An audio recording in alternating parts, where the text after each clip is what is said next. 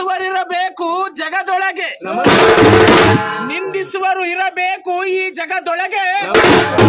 ನಿಂದಿಸುವರಿದ್ದರೆ ಹಂದಿ ಅಂತಿರಬೇಕೆ ಹೊರತು ನಮ್ಮ ನಂದಿ ಅಂತಾಗಲು ಸಾಧ್ಯವಿಲ್ಲ.